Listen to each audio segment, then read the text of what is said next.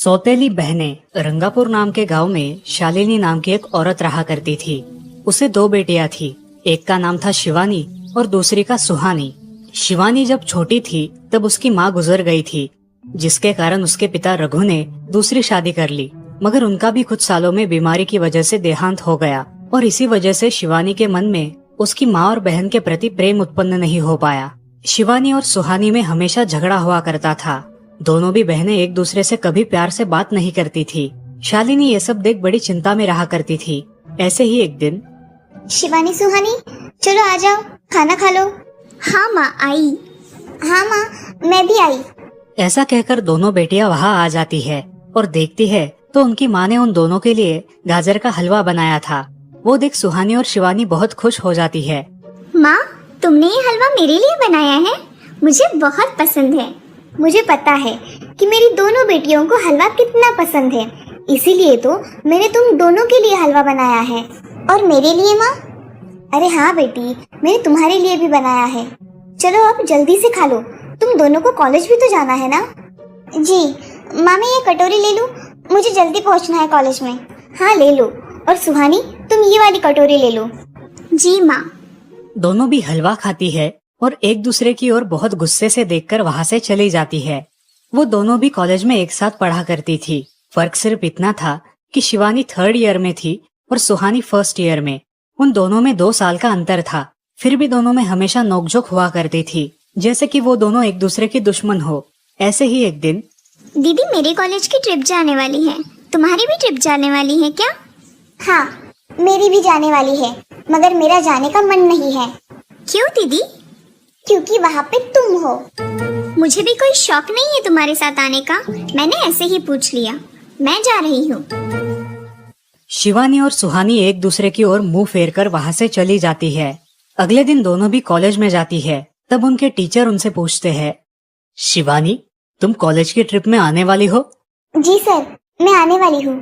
ठीक है, मैं तुम्हारा नाम लिखवा देता हूँ। जी सर। ऐसा बोलकर टीचर ट्रिप के लिए जाने वाले विद्यार्थियों की लिस्ट बना लेते हैं। घर आकर शिवानी और सुहानी ये बातें अपनी माँ को बताती है।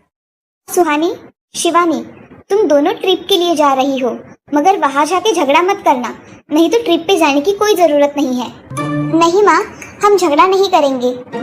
हाँ माँ हम झगड़ा नहीं करेंगे। तो फिर ठीक है, तुम दोनों जाओ, ये लो ट्रिप के लिए पैसे और बाकी के ये तुम्हारे पास ही रखना। माँ हम कल जाएंगे और 2 दिन के बाद वापस आएंगे।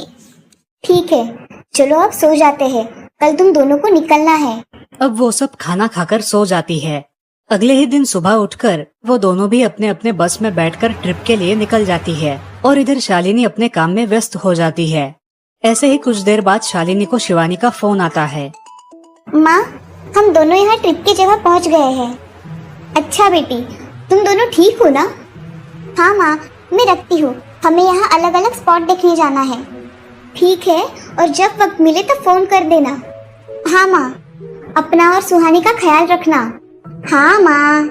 फोन रखने के बाद शिवानी और उसके क्लास के सारे दोस्त वहाँ की एक जगह देखने जाते हैं। सुहानी भी उसके क्लास के साथ एक दूसरी जगह देखने निकल जाती है। सारे बच्चे एक साथ घूमकर वापस आते हैं। शिवानी सुहानी को ढूंढती है, मगर सुहानी उसे कहीं दिखाई नहीं देती। इसीलिए शिवानी को बड़ी चिंता होने लगती है। अरे ये सुहानी कहाँ रह गई? इसका तो कुछ भी पता नहीं, कहाँ ढूंढूं इसे? तभी शिवानी को सुहानी दिखाई देती है और उसके जान में जान आ जाती है। सुहानी कहाँ गई थी तुम? मुझे कितनी चिंता लग गई थी तुम्हारी। अरे मैं यहाँ ही थी मेरी सहेलियों के साथ, मुझे कुछ नहीं हुआ। ऐसा बोलकर सुहानी वहाँ से चली जाती है। दूसरे दिन सब लड़के लड़कियाँ जल्दी उठकर अपनी तैयारी कर लेते हैं और पहाड़ पर जाने के लिए निकलते हैं। वो सब आज थोड़ा घूमकर शाम तक निकलने वाले थे। सब विद्यार्थी एक हिल स्टेशन देखने चले जाते हैं। शाम होने तक उस पहाड़ी का मजा उठाते हैं, लेकिन सुहानी बिना किसी को बताए उस पहाड़ी के एक अनजान हिस्से में चली जाती है। वहाँ का मनमोहक दृश्य देखते देखते गलती से उसका पैर फिसल जाता है और वो वहाँ से नीचे गिर जाती है। शाम हो जाने के कारण सभी विद्यार्थी वहाँ से निकलने लगते हैं और यहाँ सुहानी एक पेड़ के सहारे उस पहाड़ी की चोटी पर लटकी रहती है। शिवानी सभी विद्यार्थियों में अपनी बहन को ढूंढती है, लेकिन वो उसे कहीं नहीं मिलती। सुहानी को ढूंढते ढूंढते शिवानी वापस उसी पहाड़ी के पास आती है और उसे आवाज लगाती है। सुहानी, सुहानी कहाँ हो तुम? दीदी मैं यहाँ हूँ, बचाओ मुझे, मैं यहाँ हूँ। सुहानी की आवाज की ओर जाते ही उसे पता चलता है कि सुहानी पहाड़ी पर लटकी है। ये सब देखकर शिवानी बहुत घबरा जाती है। शिवानी अपनी पूरी ताकत लगाकर उसे ऊपर खींच लेती है। तुम यहाँ क्यों आई थी? अगर तुम्हें कुछ हो जाता तो मैं क्या करती? माँ को क्या जवाब देती? दीदी मेरा पैर फिसल कर मैं वहाँ गिर गई। मैंने बहुत आवाज दी मगर मेरी आवाज किसी ने नहीं सुनी। तुम ढूंढती हुई आई और मुझे बचा लिया। तुम दुनिया की बेस्ट दीदी हो। हाँ सुहानी, चलो अब घर जाने के लिए देर हो जाएगी, बस निकल जाएगी। सुहानी को ऊपर खींचते वक्त शिवानी के हाथ पर बहुत सारे जख्म हो गए थे, इसीलिए सुहानी अपनी ओढ़नी फाड़कर उसके हाथ पे बांध देती है और अब वो दोनों बस के पास चले जाते हैं। क्या हुआ है शिवानी, हाथ से खून बह रहा है तुम्हारे? कुछ नहीं सर, मैं वहाँ पे गिर गई थी, अब मैं ठीक हूँ। टीचर और सारे छात्र गाड़ी में बैठकर घर जाने के लिए निकलते हैं। घर आने के बाद शिवानी सारी हकीकत अपनी माँ को बताती है और वो सब सुनकर माँ दोनों को गले लगाकर रोने लगती है। तुम दोनों एक दूसरे के साथ होते हो इसीलिए मुझे कोई टेंशन नहीं रहता, मगर मेरी बच्चियों खुद का भी ख्याल रखा करो। उस दिन के बाद दोनों सौतेली बहनों ने अपने बीच की सब नोकझोंक बंद कर दी और हंसी खुशी सगी बहनों की तरह रहने लगी। दोस्तों, इस कहानी से हमें ये सीख मिलती है कि हम सबको एक दूसरे के प्रति द्वेष की भावनाएं छोड़कर प्यार से रहना चाहिए। चंदनपुर नाम के गांव में चंपा नाम की एक औरत रहती थी। पति, 2 बच्चे और एक बेटी, ऐसा उनका पूरा परिवार था।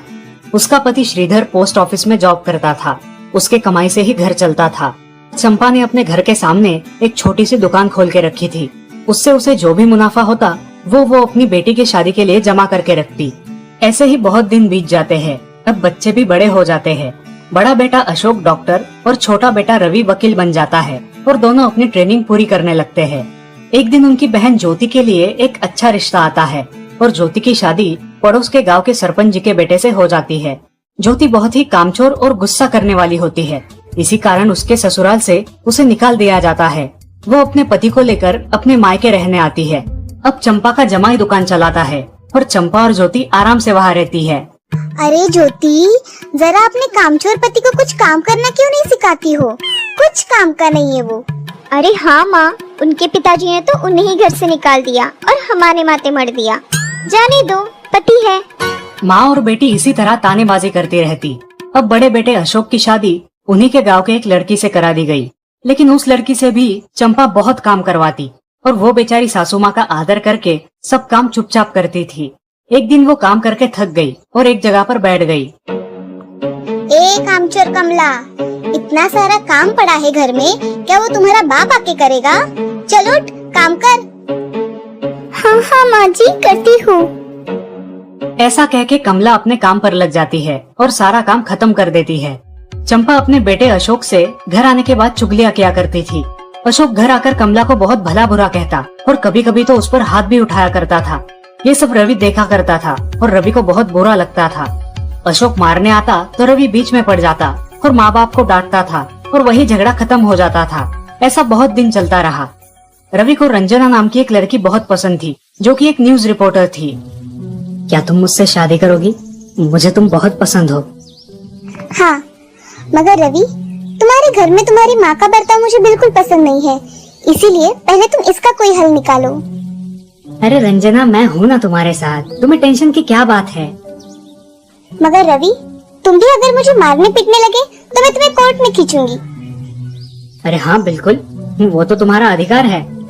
अगले दिन रवि अपने घर में रंजना के बारे में बताता है।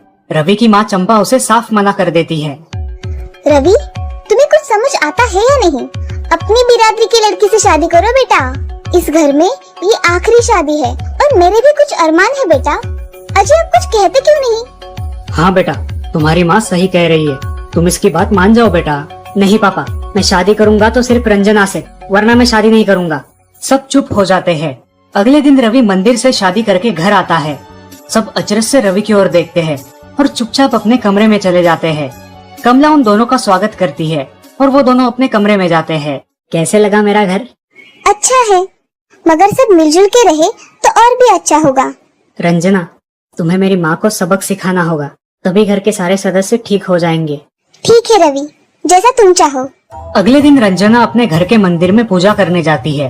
तभी रुको, मेरे भगवान के मंदिर में तुम मत आओ, जाओ यहाँ से। ये कहकर सास रंजना को वहाँ से भगा देती है और घर के किसी भी काम को करने से मना कर देती है। तब क्या माँ जी, आज से मैं इस घर की बहू हूँ। इस घर पे मेरा भी उतना ही अधिकार है जितना कि आपका। क्या बोल क्या रही हो? निकल जाओ मेरे घर से। खबरदार अगर हाथ भी लगाया तो। पता है ना, मैं न्यूज रिपोर्टर हूँ। रातों रात खबर छाप दूंगी और कोर्ट के चक्कर लगेंगे वो अलग, समझिए आप। सास चुपचाप देखने लगी और उसकी बेटी और ससुर भी देखते ही रह गए। रंजना ने कमला से कहा, दीदी मुझे आपसे काम है, आप मेरे कमरे में आइए। और हाँ, आज से खाना ज्योति दीदी आप बनाएंगी। अरे माँ, तुम कुछ बोल क्यों नहीं रही हो?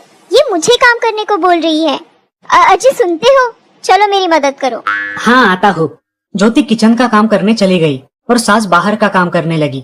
रंजना कमला को लेकर अपने कमरे में गई और उससे कहा, कमला दीदी, आप कुछ कहती क्यों नहीं?